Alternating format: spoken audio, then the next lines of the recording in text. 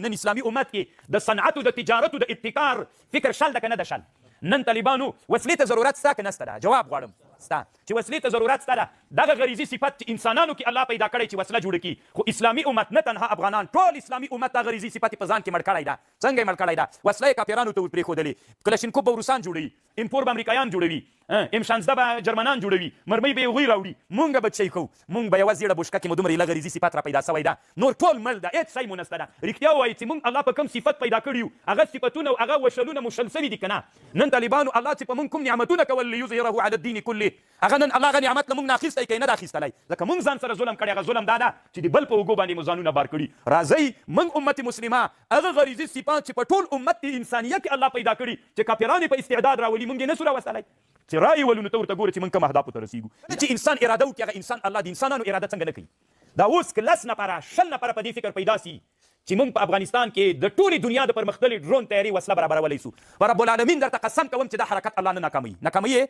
دا تړون الله پاک سلطنت او بادشاهي ته رسېږي که دا تړون الله ناکام کړي چې هر څه راته وایي خپل هدف ته به رسېږي او امت مسلمه ته بیا څوک نصیب کېږي قدرت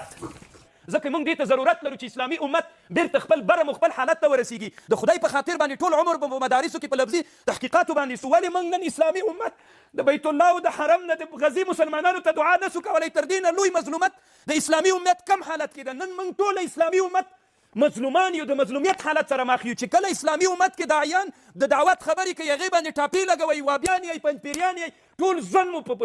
په لفظي تحقیقاتو په عباسیاتو باندې تېرېږي اسلامي امت به څوک راپورته کوي هغه حالت ته چې بیرته د غلبي په حالت کې سي د جهاد صفونه مستحکم سي اسلامي امت دا خو څه کوي چې دوی ونیسي بیرته اسلامي امت چې خپل وطنونو کې اسلام حاکم کې په څه شي باندې دوی واکمن وګرځېدلی سي چې طالب ته خبرې کوي وابیان غوندې د نوي خبرې راویستلي دي قرآن کې دا خبرې دی طالبانو علامه طنطاوي رحمه الله همدغه ننني درس کې درې ځایه دا خبر ذکر کوي الا فی الفرس والافغان والترک په دې درې امتونو کې اسلام ژوندی ده الا فی الترک والفرس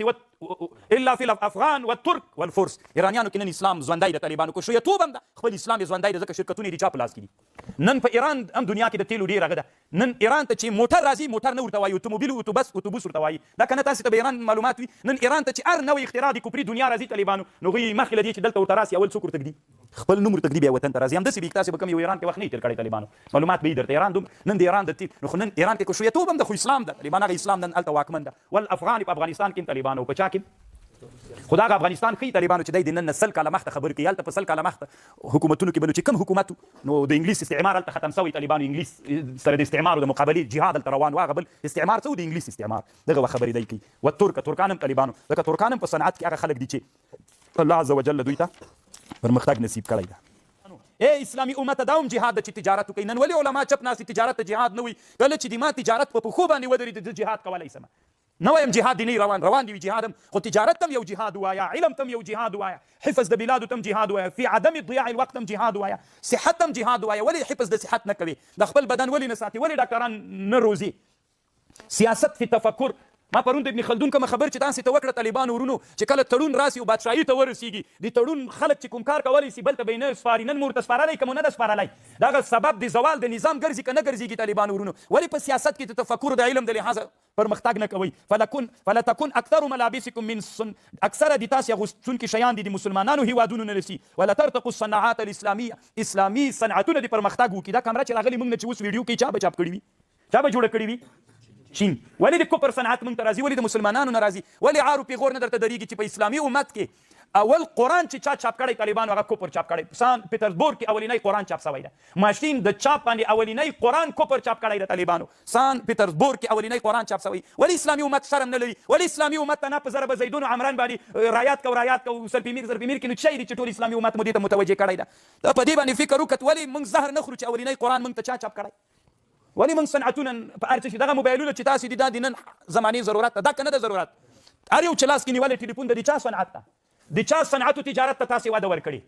د کفر ولې دا صنعت موږ په خپله باندې نه سو کولی دا ضرورت ولې موږ په خپله نه سو پوره کولی کله چې موږ له دوی نه ټلیفونونه وانخلو دغه چې تاسې دا کوم هغې استعمالوئ څه ورته وایي پکې دا نیټ دا پیسې دا ټولو د دې کفر وینو ته بېرته رګونه ورکول کېږي که نه ورکول کېږي طالبانو په افغانستان کې 40 میلیونه انسانان 100 میلیونه خو ټلیفون لري که نه یوه روپۍ چې په مصرف کې 100 میلیونه دا 100 میلیونه وینه د چا رګونو ته ورځي د کفر رګونو ته ورځي قوت چا ورکړي د مسلمانانو ته دا قوت چا ورکړي د کفر ته دا قوت چا ورکړي چې نن په غزه باندې بمبار کوي په پلان کې دا قوت چا ورکړي نو خو ما ورته ورکړی د ما ورته ولې خپل صنعت باندې مباح دی، الله دې تا په مځکه باندې نه باسي. موږ نن په افغانستان کې ډاکټر نه لرو، نن موږ په افغانستان کې په مدارسو کې متخصص نه لرو. طالبان ورونه زه مجبور یم وایم څومره وخت مخکې موږ یو ورور د پوهنتون رئیس ته ما ورسره خبره کوله، طالبانو ما ورته ویلي وایي موږ په پکتیا کې د تخصص لپاره یو څوک خلاص کړ پوهنتون که نه چې دې نه بعد به کوم طالبان چې په لویې دورې نه فارغان سوي هلته به تخصص کوي. په هلمند کې مخلاص کړو، په روجي کې مخلاص کړو، په مزار کې مخلاص کړو، په قندوز کې مخلاص کړو. درس به دوی ته متخصصینو ته څوک وایي وایي دې موږ هم طبیعت را خراب کړی د وزارت په سطحه په دې مجلس کې. زه مجبور یم وایم طالبانو چې تاسې کې یو درد پیدا سي دا به څوک دا درس به څوک ورته وایي، دا درس ته تخصص درسونه به څوک وایي. دا به هغه علما وایي چې هغه له جامع اسلامي نه فارغ سوي وو، هغه علما به ورته وایي چې جامع الازهر نه فارغ وو. نو تا خو بله ورځ جامع الازهر ته بېدینه علما ویلي، تا خو د جامع اسلامي علماو ته چې متخصصین دي هغو ته خو د وابیان ویلي. نن ولې په تا باندې قحطي راغله چې خپله متخصص نه لري، چې د پکتیا په پوهنتون او د بلخ په پوهنتون کې هغه څوک درس ورته ووایي چې د تا د مدرسې نه فارغ ده. د موږ په مدرسې نه فارغ نن داسې ملا موږ نه لرو چې متخصص د تخصص په دعوت تخصص په معاملات مالیه او معاصرو مالیاتو کې نن درس وای نه لرو. نو خو وایي طالبانو موږ علم کې کامیاب یو که پرمختګ مو کړی چې مو یو تنهغه په فقه کې متخصص موږ نه لرو. طالبانو په عصري مالیاتو کې طالبانو نن متخصص استاد لرو چې د پکتیا پوهنتون ته یو شل دانې استادان ورته پیدا کړو چې هلته د تخصص درس تنها په اسلامیاتو کې نور خو پرېږده، فی الدعوت، فی التفسیر، فی العقاید، داسې څوک چې هغه ډاکټرا ولري نه لرو په خپلو مدارسو کې، که یا به د ازهر نه، یا به جامع اسلامي نه، یا به د پاکستان نه، یا به د هند نه، یا به د بل ځینې. ولې موږ په مدارسو کې نه لرو؟ موږ پرمختګ کړی که شاته پاتې یو چې بیا وایي وابیان دي. که دا د وابیت خبره مو متسلسل باندې بوله یاد ساتي امت مسلمه به تر دې نه هم ذلیلي خوشحالې ځان ته موږ په مخ باندې تللي یو. تر موږ اسلام نه نن مسلمانانو نه ذلیل مخلوق په دنیا کې نشته ده. دومره موږ مظلومان، دومره نن ذلیلان، پیسې موږ نه لرو، سوالونه موږ کوو، چندې موږ کوو، مدرسه موږ په مخ باندې نسو بولی. تاسې خو لاړ سئ د نور اسلامي د کفري دنیاوي پوهنتونونه وګورئ چې هغوی خپل هغه تعلیمي ځایونه کوم حالت ته کړي. نن د موږ مدرسې محتاج دي، موږ نن جومات نه لرو، نن موږ خپل شاګردانو ته خرچه نسو برابرولی. مخکې خو چې حکومت نه و راسره څوک مو نه و، اوس مو چې حکومت راغلی د اوس مو چا پوښتنه کړې ده، اوس مو د مدرسو کوم کار سوی. یو څو مدرسې جهادي په نامه باندې فقط ته به وایي چې دا مونږ کفري مدرسې دي چې هغه جهادي مدرسې نه دي. چلولی سي دا د مدرسو چلول طالبانو په ما باندې دي. زه به خلکو ته ځان خان ته یو خان ته ځان ذلیل کوم بل ته، که دا په نظام باندې دا مدرسو چلول دي. دا اوس مو که پکې راټولې کړلې دي موږ دیني مدارسو چلول په چا باندې دي؟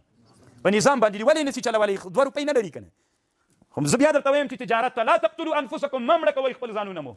دا چې اوس پیسې کې ډېرې وایي تاسې ته اقتصاد برابر وایي او پس له دې نه تاسې چې دلته مدرسې نه فارغان سوي وایي هلته مو تاسې تخصص ځای جوړ کړی، خرچه مو درکړې وایي، هغه چې ته بورس ته تللی وي، هغه چې ته بېرته به راغلی دماغ موډ به هم برابر وي، ځکه چې تا علوم به پورته سوي ول، علومو کې به دکتورا به دې راوړې وله، متخصص فی العلم به وي، دماغ موډ به هم در سره برابر و.